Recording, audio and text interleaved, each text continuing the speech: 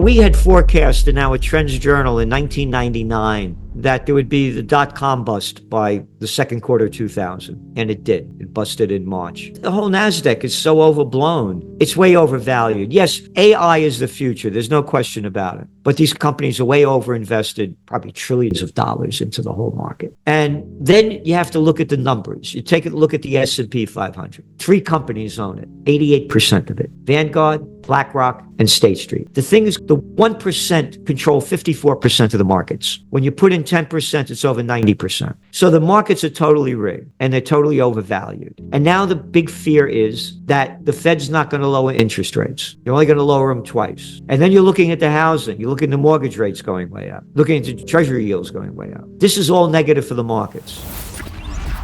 Why are you going to invest in the markets when you could get your 5% plus in a safe bet? That is going to hurt the markets. But again, going back to the wild card with Trump. Let's go back to 2018. Not ancient history. It was the worst December for the Dow since the Great Depression. Remember, the markets crashed in 29. What did he do? He forced the Fed head, Jerome Powell, to lower interest rates. And he did in January. So the wild card is Trump is going to do everything he can to pump up the economy. If he forces the Feds to lower interest rates, that's going to artificially prop the economy up again. It's one big club. You need more proof. Look at Ms. Fatcha-Brut, who's the current Treasury Secretary, Janet Yellen. Where'd she come from? Oh, she was the former Fed head. Wait a minute, the former Fed head's now the Treasury Secretary? Yeah, you got it.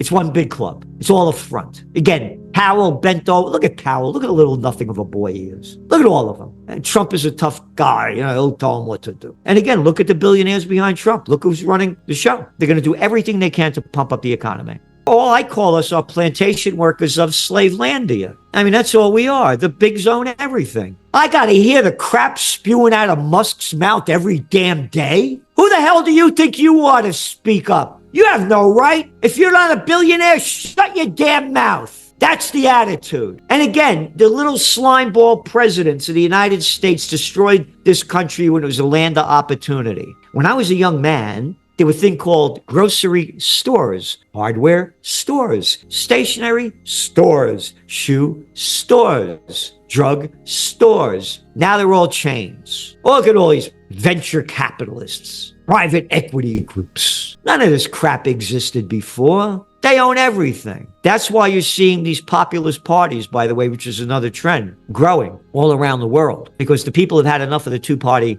systems that have been destroying their lives. And it's one country after another. Again, one of our covers was Let Them Eat Cake, the Trends Journal. Look what's going on, by the way, this horror in LA where all this is going on. And I'm very concerned. Here we are in the 21st century. Trillions of dollars to build bombers to kill people. And pennies for planes and helicopters to put out a forest fire? You can't put out a forest fires? We don't count for crap. We're nobodies. Again, shut your damn mouth. You have no right to speak to the president if you don't give him 100 million, a million, or anything else, or if you're not a billionaire. Look at all these companies that are giving Trump. Google just gave him $1 million for inauguration. It's a crime syndicate that people call a government. Again, if we don't have a new third party, it's going to be more of the same and worse. It's a freak show. Look at the little Gazzoni put in there back in the House guy, Mike Johnson. Look at the whole show. Both sides. How about little Chucky Schumer? Nancy out of her mind Pelosi. Mitch McConnell, dead in your eyes. And it's a global freak show. You got that little Cazzone Macron with his fake hair and his little pecker over there in France. You got Olaf Scholz getting out of there now. The little true dope boy, the daddy's boy up in Canada that's leaving. Yeah, whose daddy was it? Was it Castro? I forget, or Pierre. Yeah,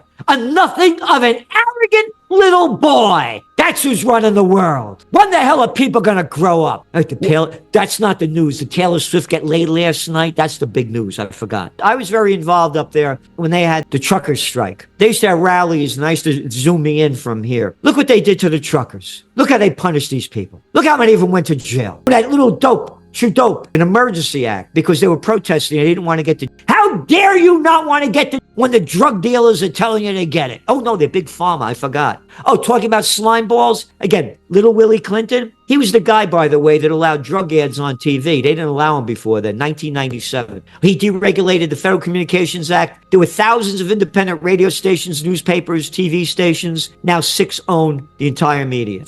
Oh, he did away with the Glass-Steagall Act. Oh, NAFTA. Oh, yeah, send the jobs to Mexico for cheap labor. Bring China into the World Trade Organization. Keep sucking the jobs out. I could go on and on. One after another.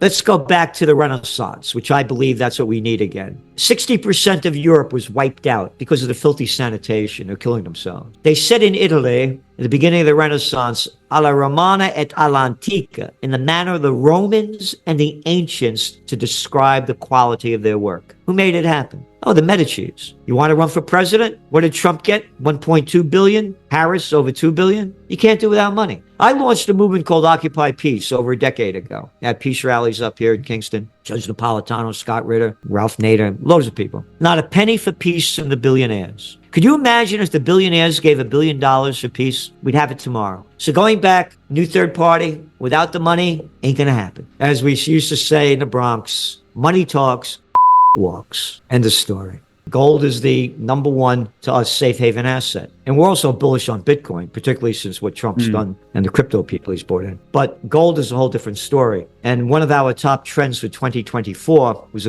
that it would be a golden year for gold. Gold went up 27% in 2024. It's going up again because of the geopolitical and economic uncertainty. End of story. Because the banks just know how bad it is. Again, we write about this in the Trends Journal. India, the 5th largest economy in the world. They just had the estimating, I think it comes out in March, their GDP will be the worst since the COVID war began. You're looking at Germany, the 3rd largest economy in the world, is in recession. Japan is on the brink of either one, is hardly growing. You're looking at the currencies going way down. You're looking at the UK, they call it stagflation. It's not stagflation, it's not stagnant, it's declining. It's dragflation, declining economic growth and rising inflation. And inflation is going to keep going up. Oh, it's not going up as fast as it was. Yes, it is. We look at the real numbers. Oh, the housing prices in America, where they've got 50% since the COVID war began. Automobiles, what, up like 39% or something? Oh, now the insurance, and now with the horror over there in California insurance, the hurricanes, the car insurance. So I'm telling you, it's going to be dragflation, declining economic growth and rising inflation. That's why you're seeing, as we see it, gold going up.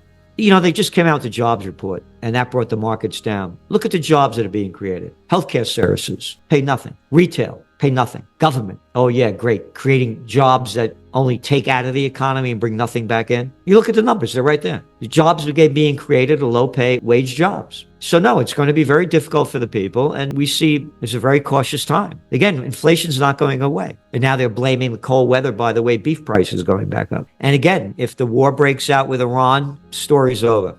My advice to everybody out there, get in the best shape you can, physically, emotionally, and spiritually. You're in the fight for your life. And by the way, the first book I worked on back in the 1980s, when barely anyone was talking about it, was Natural Healing. And so it's not empty words. I also have an honorary doctorate from the National University of Health Sciences. So the better shape you're in, the better you are to fight for the true spirit of life, liberty, and the pursuit of happiness. And as far as, people say to me, well, you're angry. There's a great quote here. He who is not angry when there is just cause for anger is immoral. Why? Because anger looks to the good of justice. And if you could live amid injustice without anger, you are immoral as well as unjust. That's Thomas Aquinas. And I believe it. I'm angry. I don't like my money being stolen to kill people in other countries. I don't like my money being stolen to give to the corporate gangs that are running the show. And by the way, the corporate gangs are in charge of everything. And once upon a time, there was this Italian who I'm not fond of by the name of Mussolini. The merger of state and corporate powers, fascism. Welcome to America. It's very sad at how we're losing those rights, and we have to bring them back to the true meaning of what this country was founded on by our founding fathers.